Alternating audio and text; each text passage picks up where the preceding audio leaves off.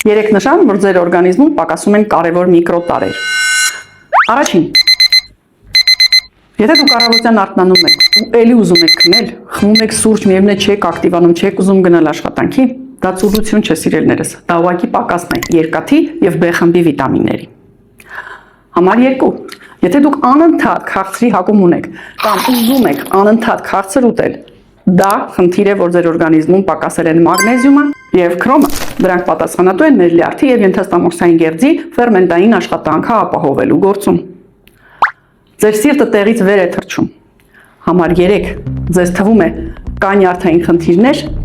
իրականում այստեղ խնդրեմը կալիումի եւ վիտամին D-ի պակասն է։ Ինչպես հասկանալ այս բազմազանության մեջ ունենք դեֆիցիտներ, թե ոչ։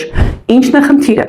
Առաջին հերթին գրանցվում ենք իրիդոսկրին թեստավորման, որպեսզի պարզենք նախ կարևորագույն միկրոէլեմենտների քանակը, ինչպես նաև շատ ծանր տոքսիկացիոն նստվածքների ազդեցությունը ձեր օրգանիզմի վրա, որտեղ հիշեք, յուրաքանչյուր տոքսիկ քիմիական տարր դուրս է մղում օգտակարին։ Շատ հաճախ դուք խմում եք միայն օգտակարը, բայց միևնույն չի ներծծվում եւ չի անցկացնում այն նշանները, որոնք կային մինչև խմելը։ Նաև ամենակարևորը, եթե չկա թթվածին, տրանսպորտ, որը պետք է տարածի ձեր օրգանիզմում այս միկրոտարերը, որքան էլ նրանք խմեք, միևնույն է չեն յուրացվելու։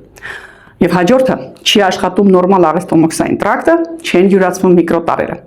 Հասկացանք, որ կան բազմաթիվ զուգակցող ֆիզիոլոգիական պրոցեսներ, որոնք պետք է պարզաբանել։ Ուրեմն գնում ենք իրիդոսկրին, որպեսզի մասնակցենք այս ամբողջ խնդիրների բացահայտմանը։